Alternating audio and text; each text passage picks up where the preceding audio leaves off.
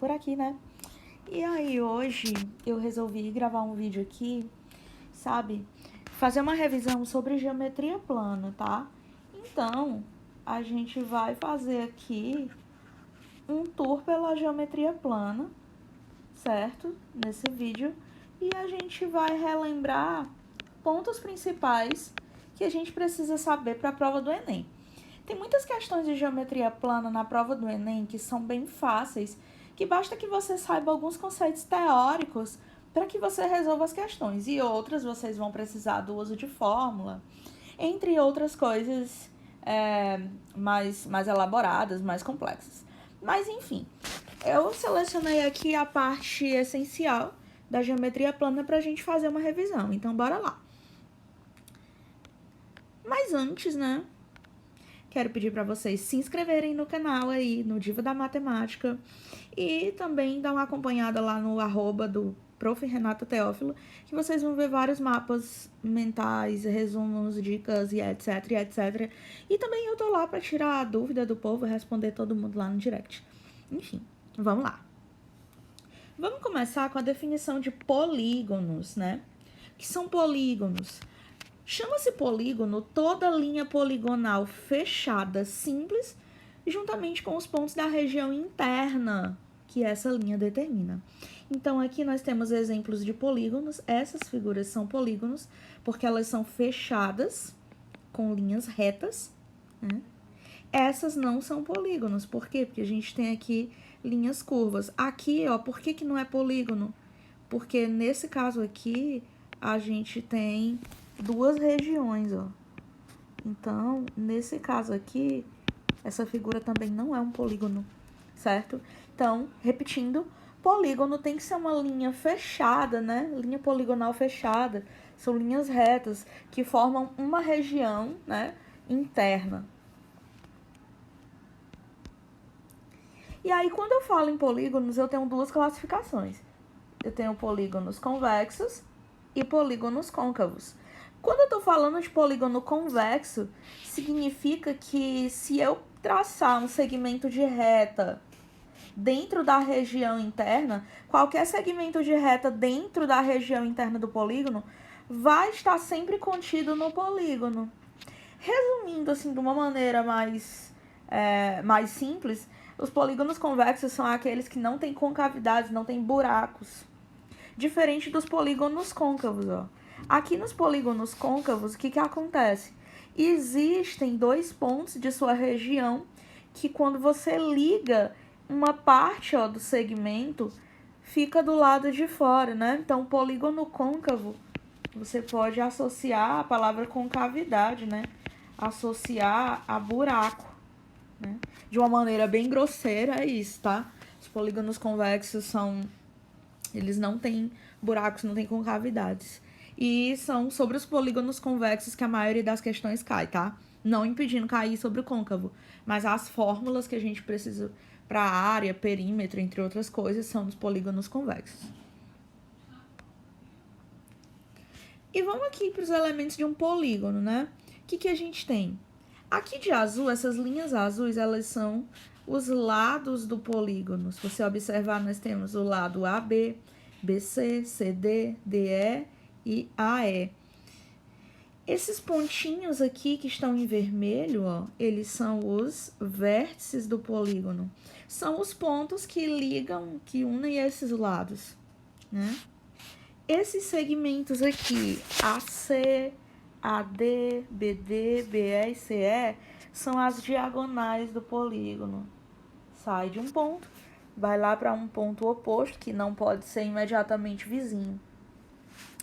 Esses destaques aqui em verde, né? Ângulo B, ângulo A, ângulo C, ângulo D, ângulo E. São os ângulos do polígono, que é a abertura que é formada entre os dois segmentos que formam aí, né, os lados do polígono. A junção de dois lados forma um ângulo. Uma observação aqui, ó, é que a diagonal do polígono é um segmento de reta que une dois vértices não consecutivos. Quer dizer o quê? Não são vizinhos. Então, aqui, ó, eu posso traçar a diagonal do A para o C, do A para o D Mas eu não posso traçar do A para o B e nem do A para o E, porque são pontos aqui que são vizinhos, né, que são consecutivos. Então, o conceito de diagonal, ele faz isso, ele traça, né, a reta para pontos não consecutivos imediatamente, né, do lado do vértice que a gente está se referindo. Continuando aqui nos polígonos, vamos falar um pouquinho sobre polígono regular, tá? Quando a gente fala de um polígono regular, a gente diz que um polígono regular ele tem todos os lados congruentes. Ou seja, que são lados congruentes, né? São lados que têm a mesma medida, certo? São lados com o mesmo tamanho. Tudo bem? Num polígono regular, a gente tem que destacar alguns elementos, né? Primeiro, o centro. O centro do polígono ele vai dar a base para a gente calcular muita coisa. E o que é o centro, né? É o ponto que tem a distância igual a todos os vértices. Então, a distância do ponto O até o ponto A, a distância do ponto O até o ponto B, até o ponto C, é sempre a mesma, certo? E o segundo elemento que a gente tem que destacar é o apótema.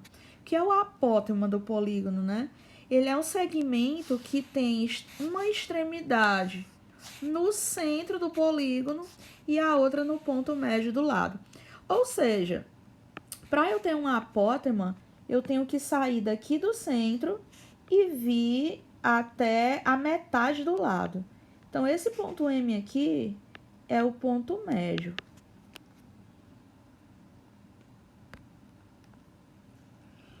E aí, vamos agora para o nome dos polígonos, né? De onde saiu a questão da nomenclatura desses polígonos.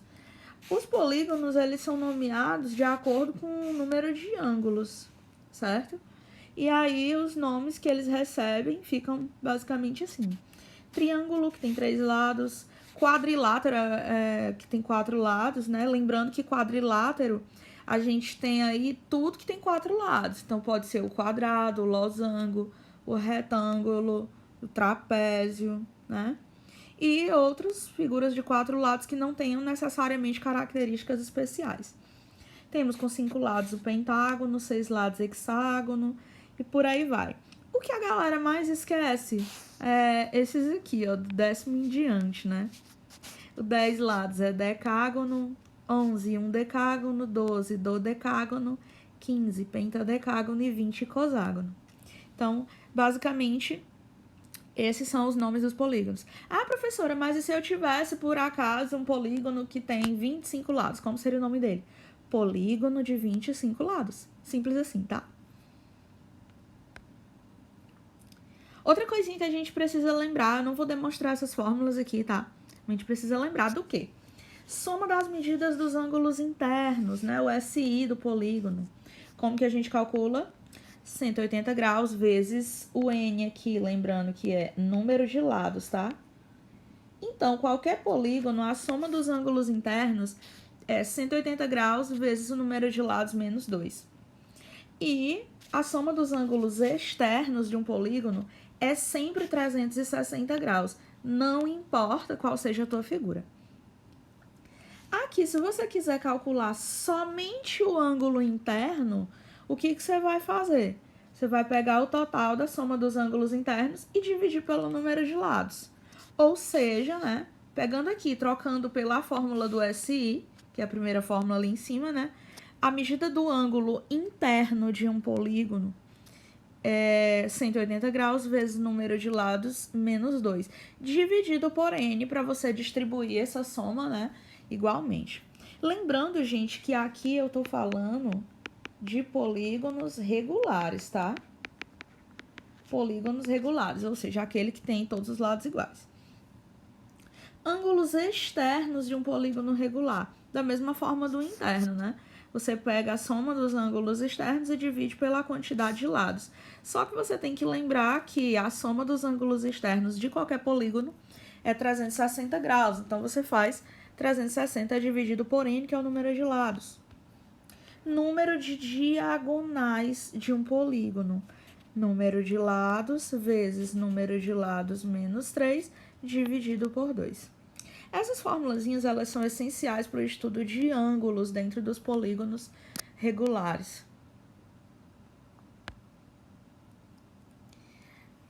Agora, falando dos polígonos, né, eu vou destacar aqui uma seção especial aqui só para falar de triângulos, porque eu acredito que os triângulos são os polígonos que mais caem em prova, certo?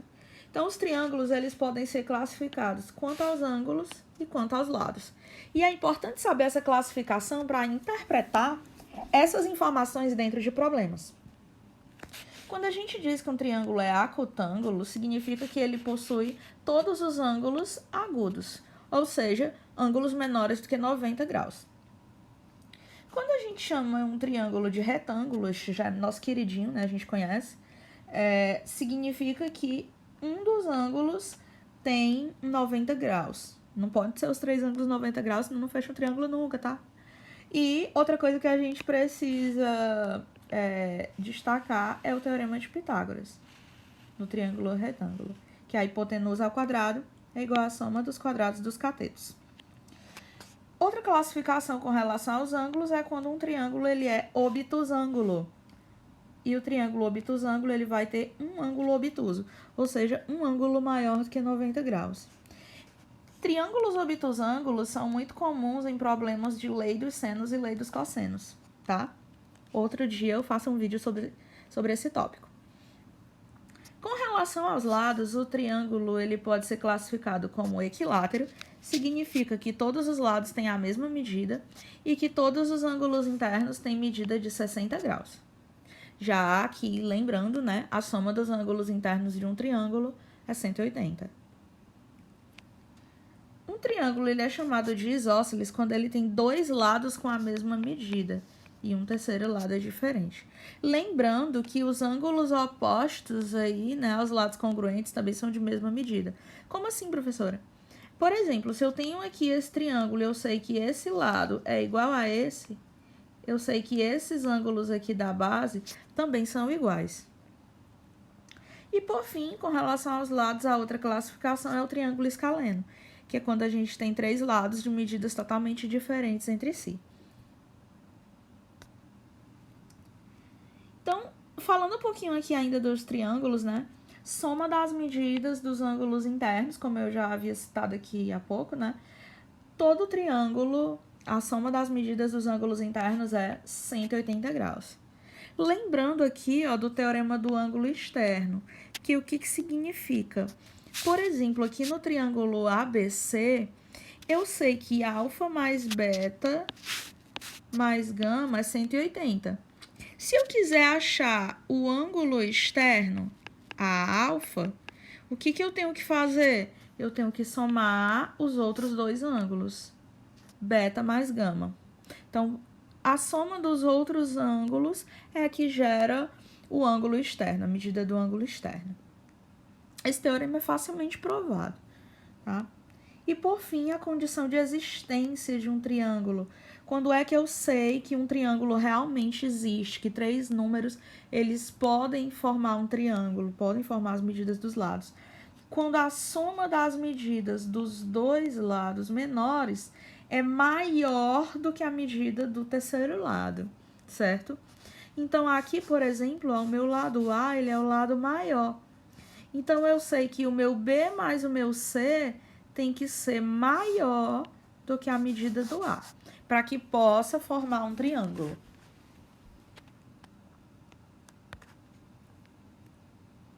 Continuando, vamos falar aqui das sevianas e dos pontos notáveis de um triângulo, tá? Mediana. Quando eu falo de mediana, eu estou falando de um segmento que tem como extremidade o vértice e vai até o ponto médio do lado oposto. Exemplo aqui, ó. Supondo que aqui seja um ponto A, e eu vou chamar aqui de M. Esse segmento aqui, ele é uma mediana, porque ele partiu do vértice e foi até o ponto M, que divide esse outro lado oposto em exatamente duas partes iguais. Lembrando que todo triângulo ele tem três medianas partindo dos seus três vértices, e o ponto de encontro dessas medianas é chamado de baricentro. É representado pela letra G. Outra cerviana importante do triângulo é a bissetriz. Bissetriz é o segmento que divide o ângulo em duas partes iguais. Ele divide o ângulo bem ao meio. E tem a outra extremidade no lado oposto a esse vértice. Não necessariamente a bissetriz ela divide o lado no meio. Ela só divide o ângulo ao meio, certo? E o ponto de encontro das bissetrizes internas de um triângulo, ele é chamado de incentro. Outra cerviana importante do triângulo é a altura, certo? A altura é o segmento que parte do vértice, tá? E ela forma 90 graus com a base ou com o lado oposto, no caso, certo? E o ponto de encontro das alturas de um triângulo é chamado de ortocentro. Então, todo triângulo, ele tem 3 alturas e a altura, ela parte do vértice, forma um ângulo reto. O ângulo reto ali ficou horrível, mas assim, dá pra vocês entenderem, tá? Por fim, a gente tem a mediatriz. A mediatriz, ela é a reta que passa pelo ponto médio de um lado e, ao mesmo tempo, ela é perpendicular a ele, certo? Então, vocês podem observar aqui no desenho. E o ponto de encontro das mediatrizes, né, ele é chamado de circuncentro.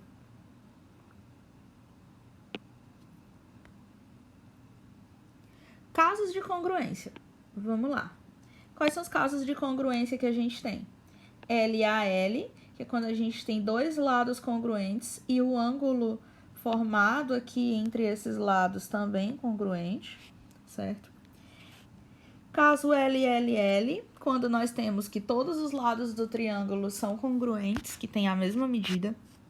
Caso ângulo lado ângulo, quando nós podemos observar, né, dois ângulos congruentes e o lado compreendido entre eles congruente também. E por fim, lado ângulo e ângulo oposto. Um lado congruente, um ângulo adjacente e o ângulo oposto congruente. Os casos de congruência de triângulos, eles são bem simples porque eles são bem visuais. Você consegue entender os problemas de congruência basicamente fazendo análise da figura. Agora, os casos de semelhança, né, que é diferente. Congruente é diferente de semelhante, tá? Quando a gente fala de congruente, significa que os lados são exatamente iguais, a mesma medida. Quando a gente fala de semelhança, significa que os lados são proporcionais. Então, casos de semelhança, a gente consegue fazer regras de 3, né, para resolver problemas com regras de 3. Então, aqui, o primeiro caso de semelhança é ângulo-ângulo, né? Se dois ângulos de um triângulo são respectivamente congruentes a dois ângulos de outro, o terceiro também será. Obviamente, porque a soma tem que dar 180 graus, né? Dentro de um triângulo. Então, se você tem dois ângulos semelhantes, o terceiro necessariamente também é. Da mesma forma, se você tem os lados proporcionais, né? Dois triângulos, eles vão ser semelhantes se os lados de um são proporcionais a do outro. E, por fim, se você tiver um ângulo, né, entre dois lados, certo? Entre dois triângulos, eles são semelhantes se possuem um ângulo congruente entre dois lados proporcionais. E assim você vai ter essa relação aqui, que é uma relação de proporcionalidade, que gera uma razão de semelhança, que é uma constante. E os problemas de semelhança são resolvidos basicamente utilizando a regra de 3. Relações métricas no triângulo retângulo, o que a gente utiliza, né? Utiliza o teorema de Pitágoras, primeiramente, né? Onde a hipotenusa ao quadrado é igual à soma dos quadrados dos catetos. Nós temos a relação que a hipotenusa vezes a altura é igual ao produto dos catetos. Nós temos que um cateto ao quadrado é o produto da hipotenusa vezes a sua projeção, certo?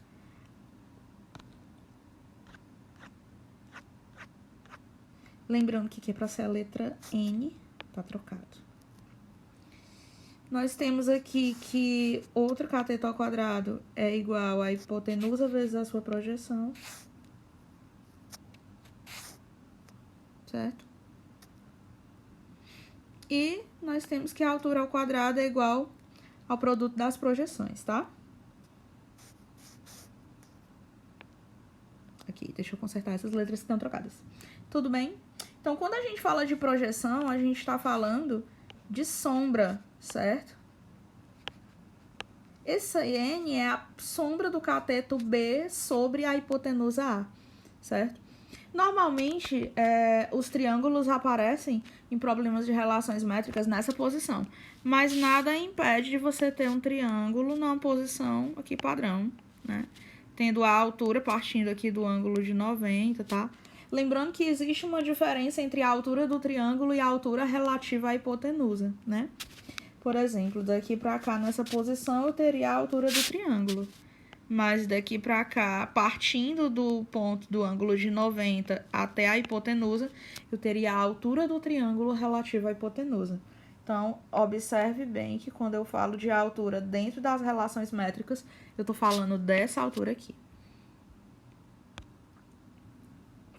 Por fim, o teorema da bissetriz, né, de um ângulo interno. A gente tem aqui que a bissetriz de qualquer ângulo interno divide o lado oposto em duas partes, né, que são proporcionais aos lados que formam esse ângulo, certo? Então, aqui, ó, aqui é uma bissetriz, essa AD é uma bissetriz, certo? E eu sei que aqui BD está para DC, né, assim como os lados que formam, né, esse ângulo, assim como AB está para AC. Então, é uma proporção partindo do pressuposto que o segmento de reta AD é uma bissetriz. Quadriláteros são polígonos de 4 lados e a soma das medidas dos ângulos internos é 360 graus. Quais são as características? Vamos lá. Paralelogramo. Ele tem ângulos opostos congruentes e ângulos adjacentes suplementares. Como assim? Ó, esse ângulo, que é o oposto desse, tem a mesma medida. Assim como esse ângulo, que é o oposto desse outro, tem a mesma medida. Certo? Isso que ele quer dizer. As diagonais se encontram no ponto médio. E os lados opostos são congruentes. O retângulo. O retângulo tem 4 ângulos retos, ou seja, 4 ângulos de 90 graus. As diagonais são congruentes, significa que tem a mesma medida, e os lados opostos também são congruentes. O losango tem ângulos opostos congruentes, significa que esse ângulo é igual a esse e que esse ângulo é igual a esse aqui, certo? Os lados têm a mesma medida, certo? E as diagonais, elas são perpendiculares entre si. Então, bem aqui no cruzamento das diagonais de um losango, a gente sempre tem aí ângulos de 90 graus. E os 4 lados, né, eles são congruentes. O quadrado, ele tem 4 ângulos retos também, assim como o retângulo. As diagonais, elas se encontram no ponto médio, são congruentes. Tem um ponto médio aqui que corta as diagonais exatamente no meio. E os 4 lados do quadrado são congruentes, ou seja, tem a mesma medida.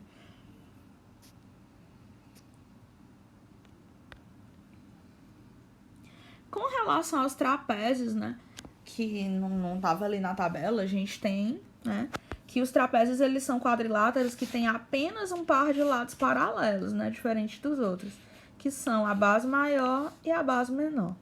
E a gente tem 2 tipos de trapézio. O trapézio retângulo, que é esse trapézio aqui, que tem 2 ângulos retos. Nele, um dos lados que não é base é perpendicular às duas bases, né? Que é esse lado aqui, ó, por exemplo, ele é perpendicular às duas bases. E nós temos o trapézio isósceles, que tem 2 lados paralelos não congruentes. Normalmente, esses lados aqui, né, eles são semelhantes dentro dos problemas, né? Aliás, são congruentes, desculpa. Tá?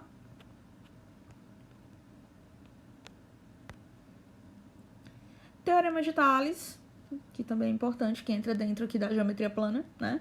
Um feixe de retas paralelas cortadas por 2 transversais quaisquer, que determinam segmentos proporcionais. Então, quando nós temos essa situação, né, A gente sabe aqui que, por exemplo, o segmento AB está para segmento DE, assim como o segmento BC está para o segmento EF, assim como o AC, que é o todo, está para o DF, certo? E isso gera também uma razão de semelhança, uma constante K. Então, a maioria dos problemas de teorema de Thales envolve aplicação de regras de 3 e equaçõezinhas do primeiro grau. E, gente, é isso. Eu espero que vocês tenham gostado do vídeo. Foi uma tour aí bem rápida, certo? E para mais vídeos como esse, se inscreva no canal, curta o vídeo, compartilhe com os colegas. Abraços e até o próximo vídeo.